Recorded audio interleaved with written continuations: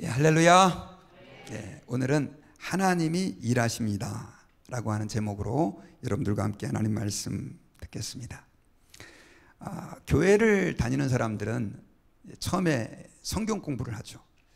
이것저것 배웁니다. 하나님에 대해서도 배우고 성경에 대해서도 배우고.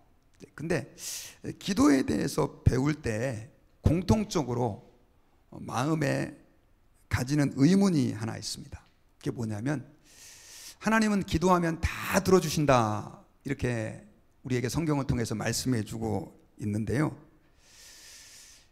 직접적으로 대놓고는 질문하지 못하지만 속으로, 만약 그렇다고 한다면 왜 우리가 수고를 해야 되나요? 이런 질문을 마음에 품는 사람들이 많습니다. 여러분들은 어떻게 기도를 배울 때 받아들이셨는지 모르겠지만, 저는 어렸을 때 기도에 대해서 배울 때 그랬어요. 우리가 기도하면 다 들어주시는데 왜 수고해야 되나요? 일해야 되나요? 노력해야 되나요? 이것은 기도 응답이 너무 황당하게 들린다라고 하는 의문의 표현일 수도 있고요, 또 반대로 기도라는 게 무엇입니까? 라고 하는 진지한 질문일 수도 있어요. 그리고 실제로 이 질문에 이렇게 쉽게 답을 할 수 있는 사람이 의외로 많지 않습니다. 여러분들 중에 누가 초신자가 하나님이 기도하면 다 들어줍니다 이렇게 얘기를 했다가, 다 들어준다고 한다면 왜 우리가 수고해야 됩니까? 라고 질문한다면 뭐라고 여러분들 대답을 하시겠습니까? 제가 신학교를 다니면서 아주 여러 번 들었던 에피소드가 있었습니다. 목회를 하는 나이 든 전도사님이 목사 안수를 받기 위해 신학교에 오셨는데 너무 바빠서 공부할 시간이 없었어요. 특히 저희 학교는 히브리어하고 헬라어를 반드시 필수 과목으로 이수를 해야 되는데, 아무리 공부를 해도 시간도 없고 머리도 안 따라가 주는 거예요. 기도를 하는데 하나님께서 그 시험을 보는 날 지혜를 주셨습니다. 그래서 그 시험지에다가 하나도 답은 모르겠고 해서 이렇게 답을 썼다고 합니다. 하나님은 다 하십니다. 그러고 나서 너무 뿌듯한 거예요. 이러면 교수님도 목사인데 설마 매정하게 하시진 않겠지. 그리고 나서 이제 나중에 채점이 돼서 답안지를 받았는데 깜짝 놀라고 말았답니다. 거기에는 이렇게 써 있답니다. 하나님은 100점, 전도사님은 0점입니다. 하나님은 100점, 다 아시니까 전도사님은 0점. 공부하는 학생, 또 취업을 준비하는 청년들, 자녀들의 문제를 가진 부모님들, 또 직장에서 고군분투하는 여러분들, 사실 노력하지 않고 기도만 하면 다 한다, 이거는 하나님의 뜻이 아닙니다. 실제로 극단적인 성도들 가운데는 노력을 많이 하는 사람을 믿음이 없다라고 은근슬쩍 비판하고 그렇게 보는 사람들도 있습니다. 기도만 하면 돈도 주시고 직장 다 다닐 필요 없고, 기도만 하면 건강도 주시니 운동할 필요도 없고, 이런 식으로 생각을 하는 것이죠. 이것은 여러분 잘못된 생각입니다. 하나님께서는요, 모든 일을 주관하시는 것이 맞습니다. 그러나 여러분 이거 꼭 그렇게 기억하셔야 됩니다. 하나님은 우리와 협력해서 하나님의 일을 진행해 나가십니다. 우리의 수고와 노력을 통해서 하나님은 일하신다라고 하는 것이죠. 여러분, 특별히 우리가 지난주에는 우리가 하나님 말씀을 통해서, 등불의 비유를 통해서 하나님의 말씀은 반드시 드러나는 속성이 있다, 이것을 말씀드렸습니다. 하나님의 말씀은 반드시 역사한다라고 하는 것이죠. 그래서 우리는 그 말씀을 잘 헤아려 들으면 그 말씀이 우리 안에서 역사한다라고 하는 것을 예수님께서 비유를 통해서 말씀해 주셨습니다. 그리고 오늘 본문에서는요, 그 말씀이 우리 안에서 그러면 어떻게 역사하느냐, 이거를 갖다가 오늘 본문의 두 가지 비유를 통해서 말씀해 주셨어요. 그 첫 번째로는 뭐냐면, 땅에 어떤 사람이 씨를 뿌릴 때 그 씨를 뿌린 사람은 그냥 뿌리고 집에 와서 잠을 자지만, 그 사이에 땅에 뿌려진 씨앗은 싹이 나고 잎이 자라고 줄기가 뻗어서 나중에는 열매를 맺게 된다.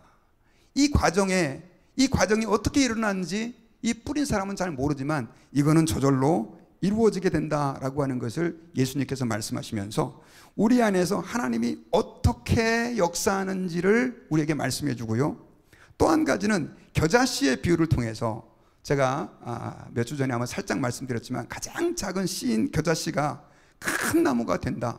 마찬가지로 하나님의 나라는 그렇게 우리 가운데 비록 작은 것이 심겨진다 할지라도 크게 성장하고 자란다라고 하는 것을 예수님께서 말씀해 주셨어요. 특별히 여러분, 오늘 우리가 아까 제가 서두에 말씀드린 것처럼 하나님이 우리와 협력해서 하나님의 일을 이루어가신다라고 하는 것을 말씀드렸는데, 이 하나님의 나라의 비유에 우리의 수고와 우리의 노력이 있지만, 그러나 그 가운데 또 하나님의 보이지 않는 손길이 우리 가운데 역사하고 있다라고 하는 것을 통해서 우리가 오늘 말씀을 우리가 잘 들을 때 하나님이 우리 가운데 그럼 어떤 방식으로 일하고 우리가 어떻게 하나님을 신뢰해야 하는지를 발견할 수 있는 그런 축복의 시간이 되실 수 있기를 바랍니다. 먼저 첫 번째로요, 본문을 통해서 우리 주님께서 우리 하나님의 나라에 있어서 가르쳐 주시는 중요한 교훈은 이겁니다. 한번 따라해 봅시다. 우리는 심지만 자라게 하시는 분은 하나님이십니다. 자, 우리 성경 마가복음 4장 26절 27절을 보면요, 또 이르시되 하나님의 나라는 사람이 씨를 땅에 뿌림과 같으니 그가 밤낮 자고 깨고 하는 중에 씨가 나서 자라되 어떻게 그리 되는지를 알지 못하느니라. 자, 농부가 씨를 뿌리지만 그 씨가 어떻게 자라는지는 알지 못합니다. 하나님의 나라가 어떻게 성장하는가라고 하는 것을 이 말씀을 통해서 예수님은 우리에게 말씀해 주셨어요. 여러분, 하나님의 나라는요, 보이지 않는 나라입니다. 하나님의 나라는 하나님이 다스리는 나라이고 많은 사람들이 하나님의 말씀을 따라 순종하는 그런 나라인데, 이런 놀라운 하나님의 나라의 역사는 보이지 않게 일어나는데, 그 중요한 도구가 뭐냐면 하나님의 말씀이라고 하는 씨앗을 통해서 심겨지고 그것이 우리도 모르는 사이에 자라서 결국 성장하고 확장이 된다라고 하는 것입니다. 여러분, 그런 거 있잖아요. 정말 완고한 사람입니다. 정말 저 사람은 이 세상에서 가장 똑똑한 사람이 설득해도 도저히 예수를 믿을 사람 같아 보이지 않던 사람이 어느 날 하나님의 말씀을 우연히 들었다가 읽었다가 그 사람의 심령이 완전히 깨어져 가지고 회심이 일어나고 하나님 앞에서 정말 겸손한 사람, 하나님의 뜻에 순종하는 사람으로 변화되는 일들을 여러분들은 많이 주변에서 보셨을 것입니다. 마찬가지죠. 주님께서 하나님의 나라가 이와 같다라고 말씀하면서 농부가 뿌린 씨가 그도 모르는 사이에 자라는 것처럼 하나님의 역사는 우리도 모르는 사이에 그렇게 일어날 수 있다라고 하는 것입니다. 실제로 여러분, 그래서 우리는 이 땅에서 신앙생활하는 가운데 내가 내 스스로 믿음을 키울 수는 없지만, 그러나 열심히 하나님의 말씀을 듣고 공부하다 보면 나도 모르는 사이에 그 말씀이 내 안에서 내 마음과 생각을 지배할 뿐 아니라 내 삶을 지배하고, 그리고 가정을 변화시키고 직장을 변화시키고 세상을 변화시키는 그런 일들이 너무 많이 일어나고 있다라고 하는 것입니다. 그래서 여러분, 사도 바울은요, 고린도 교회에 보내는 편지에서 이렇게 말씀을 했어요. 나는 심었고 아볼로는 물을 주었지만 자라게 하시는 이는 하나님이시다. 그러니까 여러분, 우리가 이 땅에서 신앙생활할 때요, 사실 너무 많이 걱정할 필요가 없습니다. 왜냐하면 우리가 열심히 말씀을 잘 받아서 받기만 하면, 그리고 선포하기만 하면 스스로 자생하는 그 하나님 말씀의 능력이 우리의 마음과 삶을 바꾸는 그런 역사가 지금도 계속되고 있기 때문에 그렇습니다. 여러분, 여자분들은 밥을 다 하죠. 요즘은 남자들도 밥을 다 하는데, 밥을 할 때 그 가스레인지 혹은 뭐 전자레인지죠, 그거에 이렇게 밥을 용기에 담아가지고 물을 붓고 쌀을 가져다 놓으면, 그리고 불을 올리면 이게 나중에는 쌀이 밥이 됩니다. 자, 그런데 우리는 이 일들을 늘 반복하지만 사실 여러분, 우리가 따지고 봤을 때 우리가 쌀은 준비하고 물은 놓고 불은 켤 수 있지만 그 쌀이 어떻게 밥이 되는지 그 과정에 우리가 직접 뭔가를 할 수는 있어요, 없어요? 없어요. 그리고 어떤 과정을 통해서 정말 전문적인 과학자가 아니라면 그 쌀이 물과 열과 합쳐져서 밥이 되는지 아무도 모릅니다. 그냥 내가 그것만 하면 이게 밥이 되는 거죠. 그래서 맛있게 먹는 것입니다. 농사를 지을 때도 마찬가지죠.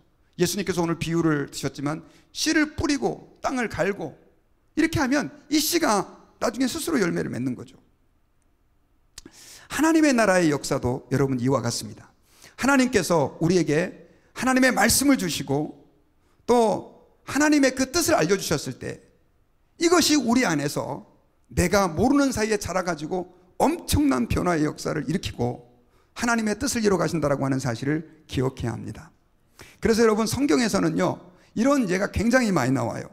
특별히 여러분, 그 베드로가 성전 미문에 앉았던 그 안진뱅이를 위해서 은과 금은 내게 없지만 내가 너에게 있는 곳으로 내게 주노니 나사렛 예수의 이름으로 일어나 걸어라, 이렇게 명령을 했잖아요.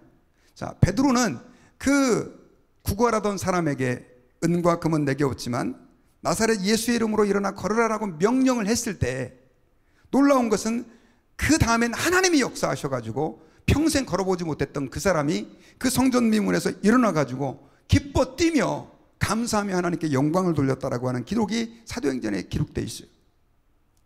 여러분, 베드로의 일은 거기까지였지만 그 다음 일은 하나님께서 역사하셨다라고 하는 것입니다. 이 사실에서 우리는 중요한 한 가지 사실을 깨달을 수 있어요. 그게 뭐냐면 우리가 이 땅에서 하나님 앞에서 내가 하는 일의 영역이 있고 하나님이 역사하시는 일의 영역이 있다라고 하는 것입니다. 그러므로 여러분, 우리가 내일의 최선을 다하게 되면 하나님께서는 나머지 일들을 가지고 역사하신다라고 하는 것을 기억하시고, 저와 여러분들이 이 땅에서 때로는 씨를 뿌려놓고 이게 나 안 나 고민할 필요가 없는 것처럼, 밥을 할 때 이 물을 넣고 쌀을 넣고 불을 붙인 다음에 이게 밥이 안 될까 걱정하지 않는 것처럼 우리는 하나님 앞에 내 할 일들을 다 했으면 나머지는 하나님께서 스스로 역사하셔서 일하신다라고 하는 것을 믿고 하나님 앞에 감사하고 평안한 마음으로 주님을 신뢰하며 사는 저와 여러분들이 되어야 될 줄 믿습니다. 여러분, 그러므로 여러분, 우리는 이 땅에서 하나님의 말씀을 신뢰하고 하나님의 능력을 신뢰해야 돼요.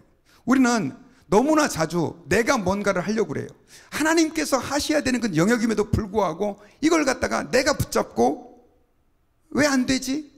왜 이 일들이 잘 이루어지지 않지? 고민하는 일들이 너무 많아요. 여러분, 하나님 앞에 맡기시고 하나님 앞에 기도하면 응답 주신다고 했으니 나는 기도하면 나머지는 하나님이 역사하시는 것입니다. 내가 하나님의 말씀을 열심히 읽고 묵상하고 듣다 보면 나는 왜 이렇게 믿음이 신앙생활 하는데도 안 자라 고민할 필요 없이 하나님의 성령께서 내 안에 자라게 하신다라고 하는 사실을 여러분 기억하실 수 있기를 주의 이름으로 축원합니다. 원래 제가 지난주에 우리 문군사님께 좀 간증을 좀 부탁을 드렸어요. 왜냐하면 저희가 몇 주 전에 중보기도 컨퍼런스를 갔다 왔잖아요. 갔다 왔는데 거기에 이제 목요일 날 좀 치유 기도의 시간이 좀 있었습니다. 아마 중보기도 컨퍼런스에서는 매주 목요일 정도에 그렇게 치유 기도하는 시간들이 있는데요. 그때 강사 목사님이 의사 출신의 목사님이셨어요. 그래서 치유에 대한 성경적인 어떤 이렇게 내용으로 강의를 하시고, 그리고 나서 끝나고 나서 이제 몸이 아픈 분들을 위해서 기도하는 시간들이 있었습니다. 그러면서 미리 저희한테는, 저희 목회자들한테는 부탁을 해주시더라고요. 주변에 있는 분들 좀 기도해 주시라고. 그래가지고 이제 저도 기도로 준비하고, 이제 그 목사님이 강의를 한 1시간 정도 하고 나서 찬양 부르고 저희들이 기도하는 시간이 됐는데, 이제 저희는 아시다시피 우리 김동철 지사님, 문기학 원사님하고 전사님하고 이렇게 몇몇 분, 한 7명 다 해서 갔는데 다행히 다 주변에 이렇게 앉아 계셨었어요. 그래서 기도하는데 이제 저는 제일 가까우니까 우리 김동철 지사님이 계속해서 폐에 물이 차서 아프고 힘드셔 하셨잖아요. 제일 먼저 달려가서 이제 기도를 좀 해드렸습니다. 그랬더니 기도한 다음에 우리 문기학 원사님도 같이 기도를 해주셨으면 좋겠다고, 팔이 아프시대요. 그래서 사실 잘 몰랐거든요, 그 전까지.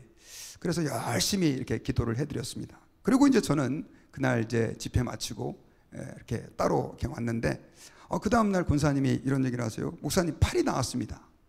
그래서 제가 뭐 그냥 그런가 보다 그냥 이렇게 생각을 했는데, 나중에 얘기를 듣고 보니까 여기 오기 전부터, 그 컨퍼런스에 오기 전부터 엄청나게 팔 때문에 고생을 하시고 찬양할 때는 아예 팔이 안 올라가가지고 그 김동철 집사님 옆에서 팔을 붙잡아 주셨다는 거예요. 그래서 제가 듣고 너무 좋아하시고 기뻐하시고 그 과정 가운데서 역사하신 하나님께 영광을 돌리는데, 제가 여러분 그 사건을 보면서 이런 생각을 했습니다. 좀 죄송하지만 진짜 나으신 게 맞을까? 막 하면서 마음속에 약간 의심도 들고, 그런데 여러분 제가 그 과정을 겪으면서 어떤 생각을 했냐면요, 하나님 앞에서 우리의 믿음과 하나님의 역사가 맞닿을 때는요 정말 엄청난 기적이 일어납니다. 병자도 일어나고, 심지어 예수님께서 말씀하신 죽은 자도 살아났잖아요. 그런데 정말로 내가 저의 입장에서는 그냥 기도해 드린 거죠.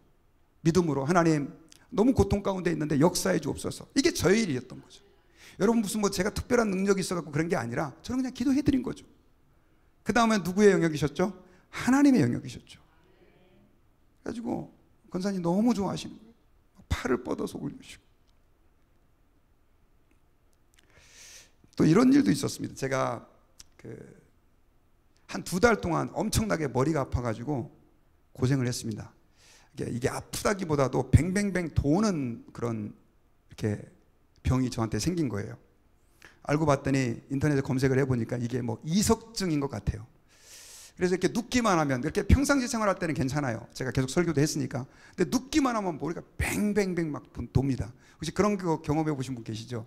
그래서 좀 지나면 나았을 줄 알고, 또 우리 교인들 가운데 아픈 분들이 계셔가지고 제가 인터넷 검색해가지고 왜 이렇게 운동하십시오 권면도 하고 그랬었던 기억이 있어서 뭐 그냥 큰 병은 아니겠지 생각을 했는데 이게 점점 심해지더라고요. 그래가지고 너무너무 힘들고요. 조금만 걸어가고 움직이면 머리가 뱅뱅뱅 도니까. 근데 이제 제가 지난주에는 하나님께서 기도하시면 들어준다고 하는데 왜 나는 이거 가지고 기도를 안 했지 하는 마음이 들어가지고 제가 이렇게 제 머리에다 손을 얹고 기도했습니다. 하나님, 제가 다른 사람을 위해서 늘 기도를 하는데 제가 지금 머리가 뱅뱅 돌아서 지금까지는 2달 동안 참았는데 도저히 내가 못 참겠습니다. 좀 도와주십시오 하고 제 머리에 손을 얹고 정말 간절하게 기도를 했어요. 근데 나섰을까요? 안 나섰을까요? 예? 안 나섰어요. 안 나섰어요. 그래가지고 제가 안 났더라고요. 근데 갑자기 제가 여러분 요즘에 그 AI 챗GPT를 좀 쓰잖아요. 그래서 한번 여기서는 뭐라고 하는가 해가지고 이제 검색을 좀 해봤습니다. 그랬더니 무슨 운동을 하면 치료가 될 수가 있대요. 그래가지고 이게 무슨 운동이지? 저는 이제 옛날에 침대에 이렇게 들어놓으면 된다고 생각을 했는데 이게 보니까 얘가 이제 가르쳐주는 스텝이 있더라고요. 이렇게 뒤로 누워서 천장을 15도 돌리고 30초 있다가 반대쪽으로 15초, 30초 있다가 뭐 들어눕고 이렇게 한 2번을 했는데 절차를 제대로 따라하지 않아갖고 안 되더라고요. 안 나서요. 그런데 진짜 3번째 시도를 했는데요. 정말 놀랍게도요. 깨끗하게 나았어요. 할렐루야. 제가 여러분들에게 여쭤볼게요. 기도를 통해 나은 겁니까? 검색을 통해서 제가 운동해서 나은 겁니까? 믿음이 없는 분들은 목사님 인터넷이 알려주는 것일 거고, 믿음이 있으신 분들은 하나님이 치료해 주신 거고. 여러분, 저는 이렇게 믿어요. 2달 동안 고생했다고 그랬잖아요, 제가요. 그때 이후로 한 번도 안 아파요. 저도 너무 신기해가지고. 하나님께서는요, 우리를 고쳐주시고 치료하시는데 꼭 무슨 기적적인 방법으로만 역사하는 게 아니라 좋은 의사를 만나게도 하시고, 저처럼 이런 정보를 깨닫게도 하시고, 혹시 또 저한테 또 의사라고 그래가지고 찾아와가지고 이렇게 물어보지는 마시기 바랍니다. 전 잘 몰라요. 뭐 저의 경우는 됐지만 또 여러분들은 안 될 수도 있습니다. 자, 그런데 제가 여기서 여러분들께 드리고 싶은 말씀은 뭐냐면요, 하나님의 역사하심은 내가 하는 일과 하나님의 일하시는 영역이 같이 함께 일하신다라고 하는 것을 여러분들 말씀드리고 싶어요. 저는 여러분 가끔씩 성도님들 가운데 목사님 설교를 참 잘하세요, 혹은 설교를 참 못하시네요, 뭐 여러 가지 아마 마음에 드시는 생각들이 있으실 겁니다.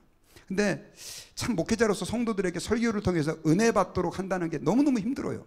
그리고 예전에 그것 때문에 너무 스트레스를 받아가지고 정말 토요일 날 되면 잠도 안 오고요. 또 이게 신경이 민감해져 갖고 제가 부부싸움을 거의 안 하는데 싸우는 날을 계산해 보니까 맨날 토요일인 거예요. 너무 신경이 날카로워가지고.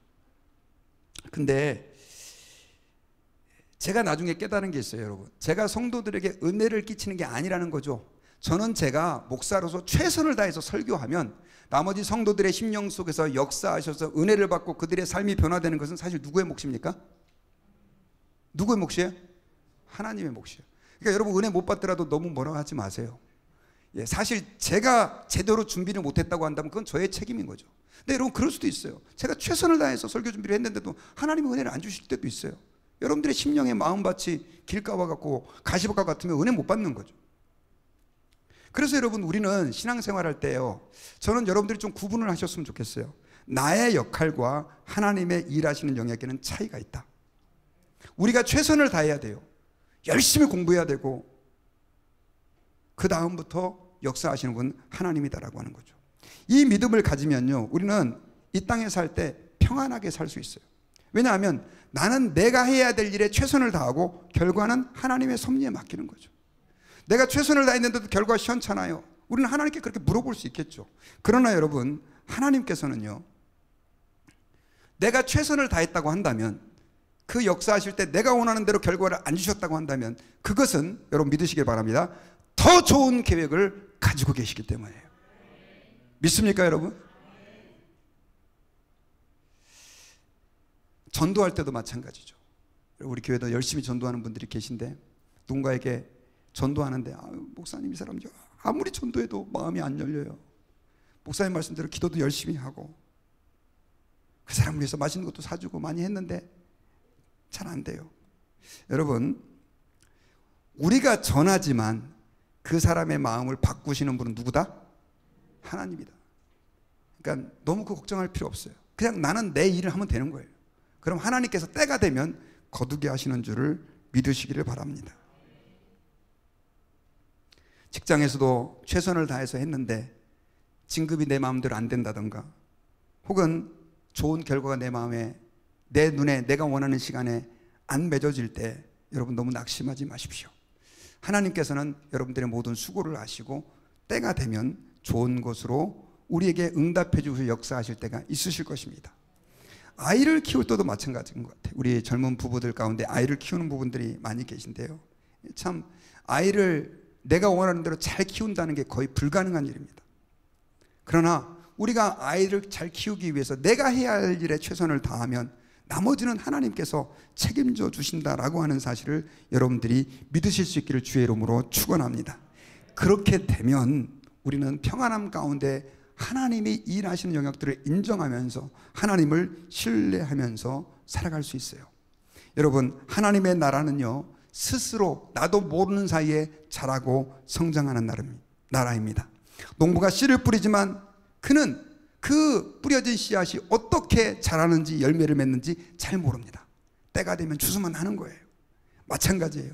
하나님의 역사는 저와 여러분들의 삶 가운데 그렇게 일어남을 여러분들이 믿으시고, 결코 하나님이 내가 원하는 때 쉽게 응답하시지 않는다 하여 낭망하지 않는, 그리고 하나님을 신뢰할 수 있는 저와 여러분들이 되시기를 주의 이름으로 축원합니다. 그리고 두 번째로는요, 하나님은 작은 것을 통해서 일하십니다. 우리 마가복음 4장 31절과 32절을 보면요, 겨자씨 한 알과 같으니 땅에 심길 때에는 땅 위에 모든 씨보다 작은 것이로되 심긴 후에는 자라서 모든 풀보다 커지며 큰 가지를 내나니 공중의 새들이 그 그늘에 깃들일 만큼 되느니라. 자, 하나님 나라는 성장하는 나라입니다. 자, 아까 말씀에 그 씨앗이 뿌려질 때 그 씨앗 그대로 있지 않아요. 그 씨앗은 썩어지지만 그 씨앗에서 정말 상상하지도 못했던 기적이 일어나는데, 이게 나중에 싹이 나고 잎이 나고 줄기가 자라서 엄청나게 큰 나무가 되는데, 특별히 예수님께서는 그 하나님의 나라를 뭐에다가 비유를 하셨냐면요, 겨자씨에다 비유를 했습니다. 제가 저 그림을 가져왔거든요. 여러분, 겨자씨 그림. 이게 겨자씨 그림인데 손톱에 이렇게 깨씨만 한가요? 저게? 예. 저렇게 작은 씨가 그림이 다 나오죠. 여기 밑에 나무 밑에 보면 여기 사슴입니다. 이게 지금 바로 겨자나무입니다. 근데 2, 3년 사이에 이렇게 큰다고 해요. 저도 참 미러클인데, 이렇게 작은 씨가 땅에 심겨질 때 이렇게 큰 나무까지, 이게 한 7m 정도 되는 것 같아요. 7, 8m. 보통은 3, 4m까지 이렇게 자란다고 합니다. 하나님의 나라를 여기에 비유했던 거죠. 작은 것이 심겨지지만 이것이 엄청나게 크게 성장하는 나라가 되는 것입니다. 여러분, 제가 계속해서 말씀에 대해서 얘기를 하고 있어요. 여러분, 지금 여러분들은 설교를 어떤 마음으로 들으시나요? 성경을 어떤 마음으로 읽으시나요? 우리가 꼭 기억해야 될 것은, 하나님의 나라는요, 우리에게 심겨진 그 작은 씨앗들, 또 선포되는 한마디의 말씀이 우리 안에서 이렇게 큰 겨자씨처럼 성장할 수 있고요, 그래서 엄청난 하나님의 역사를 이룰 수 있다는 것을 기억해야 합니다. 여러분, 마르틴 루터는요, 그가 사제로 살다가 매일매일 자기의 죄를 용서받기 위해서 고행을 하며 살다가 로마서 1장에 오직 의인은 믿음으로 말미암아 살리라, 요 한 구절 때문에 완전히 바뀌었어요. 요 성경 한 구절 때문에. 그래가지고 1000년 동안 잘못된 중세 천주교를 복음적인 방향으로, 성경적인 방향으로 돌이키는 엄청난 일을 하게 됐습니다. 성경 한 구절 때문에. 어거스틴은요 정말 방탕하게 살았습니다. 엄마 말도 징그럽게 안 듣고 음란하고 사생아까지 낳고 그렇게 말도 안 되는 삶을 살았는데, 그가 엠브로스의 감독에게 로마서 13장 13절에서 14절 낮에와 같이 단정히 행하고 방탕하거나 술 취하지 말며 음란하거나 호색하지 말며 다투거나 시기하지 말고 오직 예수 그리스도로 옷 입고 정욕을 위하여 육신의 일을 도모하지 말라. 이 말씀 한 구절에 깨져가지고요 중세 성자라라고 하는 어거스틴, 그리고 교회의 기초를 놓는 엄청나게 중요한 일을 감당한 그런 신학자가 됐습니다. 여러분, 그 한 구절이 사람의 인생과 방향과 가치관을 바꾼 것입니다. 여러분, 하나님의 나라는 이런 특징이 있다는 거죠. 그러니까 하나님 나라에 있어서 선포되는 말씀, 그리고 하나님이 그 역사하시는 그것들은 작은 것들이라 할지라도 너무나 가치 있고 의미가 있다고 하는 사실을 기억해야 합니다. 어린아이가 자기의 점심 한 끼 도시락으로 떡 5개와 물고기 2마리를 예수님에게 가져왔을 때 하나님 나라의 주인 되신 예수님께서 그 떡 5개와 물고기 2마리를 축복하셨을 때 이것이 어떻게 됐습니까? 5,000명을 먹이고 몇 광주리를? 12광주리를 남기는 그런 기적의 역사가 일어나게 된 거예요. 하나님은 그분의 일을 행하실 때 늘 도구를 사용하시고 사람을 통해서 일하시는데, 특별히 작은 것을 사용하셔서도 그 일들을 이루어질 수 있다는 것을 여러분들이 기억해야 합니다. 그러므로 여러분들이 집에서 읽는 성경 한 구절, 또 아이들에게 암송케 하는 그 성경 한 구절, 아무것도 아닌 것 같죠? 그 구절이 그들의 인생과 가치관을 바꿀 수 있다는 사실을 믿으시기 바랍니다. 주일날 와서 듣는 이 설교 한 편이 여러분들의 인생을 바꿀 수 있다는 거예요. 이웃에게 전하는 하나님의 말씀 한 구절이 그들의 삶의 방향을 바꿀 수 있고, 주일날 와서 예배드릴 때 하나님 앞에서 부르는 그 찬양의 한 소절이 죽은 자를 살리게도 하고 절망 가운데 있는 자에게 소망을 주고 갈 바를 몰라 방황하는 자들에게 빛이 되고 길이 될 수 있다는 사실을 여러분들이 믿으시기를 바랍니다. 그리고 성도에게 건네는 따뜻한 권면과 사랑의 말 한마디 때문에 그 사람이 인생이 바뀌는 경우도 있어요. 하나님의 나라에서는요. 저는 참 말이 중요하다는 생각을 교회 안에서 많이 합니다. 왜냐하면 이렇게 전도하다 보면, 혹은 우리 교인들의 자녀들 가운데 우리 애가 교회를 안 나와요. 왜 그런데요? 교회에서 전도사님이라든가 혹은 어떤 성도에게 약간 상처되는 말을 들은 거예요. 그분들은 아마 의미 없이 별 대수롭지 않게 생각하면서 했던 것 같아요. 근데 이게 이 어린아이의 심령에 박혔을 때 성인이 돼서도 계속해서 교회에 대한 반감을 가지게 되고 하나님께 나아가지 못하게 하는 이런 어떤 안타까운 일들이 얼마나 많이 일어나는지 몰라요. 저는 우리 성도님들이 있잖아요. 내가 뱉는 이 말 한마디가 얼마나 중요한지 알아야 돼요. 반면에 내가 주는 따뜻한 위로의 한마디가요, 그 영혼을 살릴 수도 있음을 여러분들 믿으시길 바랍니다. 그런 의미에서 우리가 한번 연습을 해볼까요? 옆에 있는 분들에게 제일 좋은 말 중에 한 가지가 뭐냐면요, 사랑합니다 이 말보다, 한번 따라해 봅시다. 괜찮아요. 괜찮아. 충청도는 괜찮아요. 제가 20대 25살부터 사역을 시작했고요. 28살부터는 전임 사역을 했습니다. 교회에서. 그리고 결혼을 제가 좀 일찍 했어요. 그래서 30대 초반이 되니까 애가 셋이 됐습니다. 근데 한국은 새벽 기도를 5시에 하잖아요. 그러면 이제 전임 사역자는 아침에 9시에 출근을 해서 퇴근 시간 없이 일을 하지만 새벽 기도를 꼭 가야 된단 말이에요.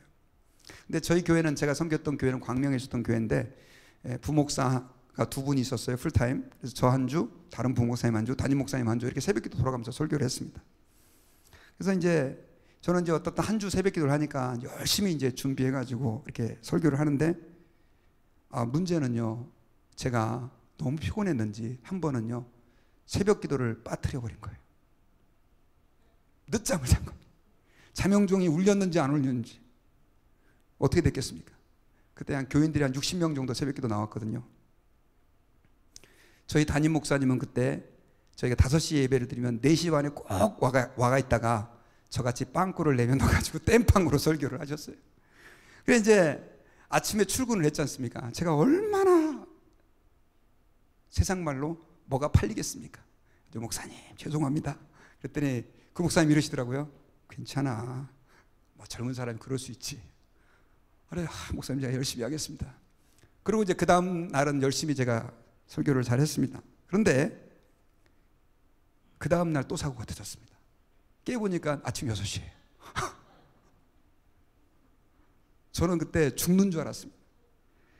야, 창피해도 내가 이러고도 목사냐 싶기도 하고, 더 문제는 이제 담임 목사님 만나러 가는 길인데 아침 9시에 출근했잖아요. 출근했는데 그 목사님이 그러는 거예요. 다 웃으면서 김 목사 요즘 많이 힘든가 봐. 괜찮아, 너무 신경 쓰지 마. 내가 백업했어. 이렇게 하시는 거예요. 제가 30년이 지난 이 순간까지도 그걸 기억하는 게 뭐냐면요, 그게 너무 고마웠어요. 야단칠 수 있었는데. 제가 그 담임 목사의 엄청난 오른팔과 팬이 됐습니다. 여러분, 우리는요 너그러움과 용서를 잘 경험하지 못하는 시대를 살아가고 있어요. 우리 예수 믿는 사람들은요 조금 너그러워야 됩니다.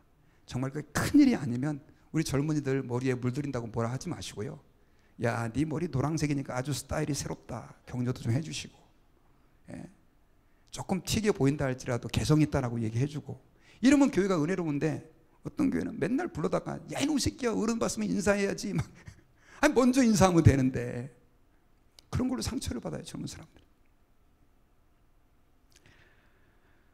여러분, 따뜻한 말 한마디, 이게 하나님 나라에서는요 그 영혼을 살리는 굉장히 중요한 능력이 됨을 기억하시고, 여러분들 우리 성도들에게 따뜻한 말 한마디를 해줄 수 있기를 주의 이름으로 축원합니다. 그리고요, 하나님 앞에 그런 관점에서 여러분들이 이 예배드리는 이 시간 너무나 소중한 것을 꼭 기억하시고, 이번에 나이스크 컨퍼런스도 마찬가지입니다. 여러분, 인생에 있어서 3일 아무것도 아니죠. 근데 어쩌면 우리 교회에서 나이스크 컨퍼런스를 3일 동안 할 수 있는 기회는 이제 앞으로 영원히 이전에도 없었고 이후에도 없을 수도 있습니다. 근데 이 3일 여러분들이 어디 비행기 타고 가는 것도 아니고 하나님 앞에서 말씀을 듣는 일에, 또 나이스크는 기도할 때 있지 않습니까? 정말 간절히 기도합니다. 정말 절규하듯이 기도합니다. 혹시 여러분들 가운데 기도의 그 동력을 잃어버린 분, 하나님에게 대한 뜨거운 사랑을 잃어버린 분들 한번 3일 동안 참석해 보십시오. 저는 이 3일의 짧은 시간이지만 이것이 작은 겨자씨와 같아서 여러분들 믿음의 인생에 있어서 엄청난 계기가, 변화의 계기가 되게 되는 축복이 있게 될 줄 믿습니다. 그래서 그 은혜가 저와 여러분들에게 있기를 바랍니다. 저는 이제 말씀에 결론을 맺겠습니다. 여러분, 오늘 예수님께서는 2가지의 비유를 통해서 우리에게 하나님 나라가 어떤 건가라고 하는 것을 말씀드렸어요. 첫 번째로는 하나님의 나라는 우리도 모르는 사이에 성장한다. 내가 최선을 다하지만 더 못하는 영역이 있어요. 그 부분은 하나님이 하신다는 거죠. 그러니 여러분, 우리가 너무 이 땅에서 결과를 가지고 연연하며 불안해할 필요가 없습니다. 우리 하나님께 맡기고 일하시는 하나님을 신뢰하고 내가 최선을 다했으면 평안하게 기다리는 것도 은혜인 줄을 믿으시기 바랍니다.